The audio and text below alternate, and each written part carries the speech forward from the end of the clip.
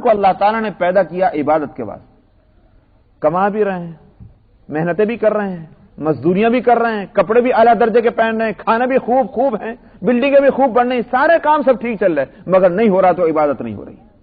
تب یہی کہا جائے گا کہ وہ گاڑی لی گئی ہے، گاڑی کا وہ حالت ہے کہ بہت اچھی ہے، بڑی خوبصورت ہے، مگر چلتی نہیں۔ اس لیے فرمایا کہ ہم نے انسان کو اور جنات کو پیدا کیا عبادت کے واسطے۔ یہاں انسان اور جنات کا تذکرہ خاص طور پر اسی لیے ہے کہ دراصل مخلوق تو اللہ کی اور بھی ہیں، مگر اللہ سبحانہ و تعالی نے مخلوقات میں دو طرح کی مخلوقیں رکھی ہیں۔ ایک تو وہ کہ جن میں کوئی اختیار نہیں رکھا اللہ تعالی نے، جس کام کے لیے پیدا کر دیا وہ کام اس کو کرنا ہی کرنا ہے، دوسرے چیز کا اختیار نہیں۔ ایک تو وہ ہے۔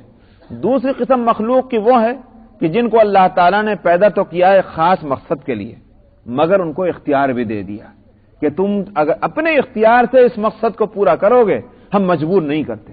ہمارا بے شک مقصد کیا ہے پیدا کرنے کا، وہ تو یہ ہے، لیکن ہم مجبور نہیں کر رہے ہیں۔ سمجھ میں آیا؟ یہ ہے دوسری قسم کی مخلوق۔ وہ مخلوق جو ہے وہ صرف جنات اور انسان کی ہے، اور کوئی نہیں ہے۔ تو اللہ تعالیٰ نے فرما دیا کہ ہم عبادت کے لیے تم کو پیدا کر رہے ہیں، مگر اختیار ہے، تم اپنے ارادے سے عبادت کرو گے، مجبور نہیں ہوگے عبادت کرنے کے لیے۔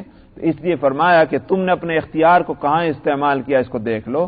اگر تم کو اسی طرح پیدا کر دیا جاتا جو مجبور ہے مخلوق اس طرح، تو پھر تمہاری فضیلت کے کوئی معنی نہیں تھے۔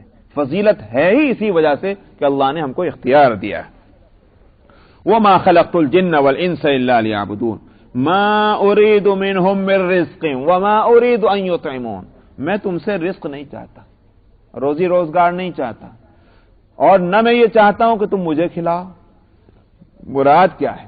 مطلب یہ ہے کہ جا کر دیکھ لو دوسرے جتنے دربار ہیں، جہاں جہاں سجدے ہو رہے ہیں، وہ دربار آباد ہیں سجدہ کرنے والوں کے سجدوں سے۔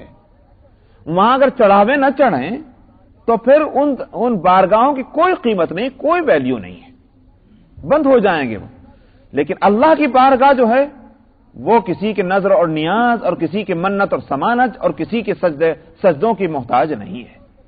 تم سجدہ کرو تب بھی وہ بارگاہ ہے، نہ کرو تب بھی وہی بارگاہ ہے۔ اسی واسطے وہ اگرچہ وہ کوئی دلیل نہیں، مگر میں نے کہا کہ بہرحال بزرگوں کے واقعات سے بڑی نصیحت حاصل ہوتی۔ کسی بزرگ کے حالات میں اللہ تعالیٰ نے ان کو آزمایا، تو اندر سے ایک آواز آئی، اور جس کو ظاہر ہے کہ انہی کا دل سن سکتا تھا، دل کی آواز کو انہی کے دل نے سنا۔ آواز یہ کہ تم کہیں کو محنتیں کیے چلے جا رہے ہو، عبادت پہ عبادت، عبادت پہ عبادت، ہمارے ہاں کوئی اس کی سنوائی نہیں ہے، اس لیے کوئی فائدہ اس عبادت کا نہیں۔ سن لیا، پھر اپنے اسی معمولات میں لگے ہوئے، پھر ویسی عبادتیں جاری ہیں۔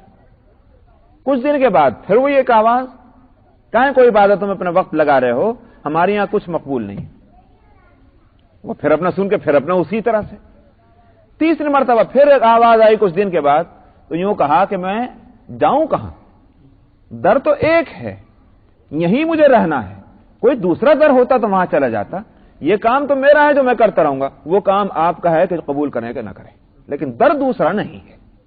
یہی ہے ایک بندے کی بندگی۔ ما اريد منهم من رزق وما اريد ان يطعمون، تو ہم نہیں چاہتے تم سے رزق۔ اللہ کی بارگاہ وہ ہے، سجدہ کرو تب بھی وہ بارگاہ ہے، اور سجدہ کرنا چھوڑ دو تب بھی وہ بارگاہ ہے، وہ سجدوں سے آباد ہونے والی چیز نہیں ہے۔ وما اريد ان يطعمون ان اللہ هو الرزاق ذو القوة المتین، تم ہماری ضرورتیں کیا پوری کرو گے، ہم ہی تمہاری ضرورتیں پوری کرتے ہیں، ہم دیتے ہیں تم کو روزی رزق۔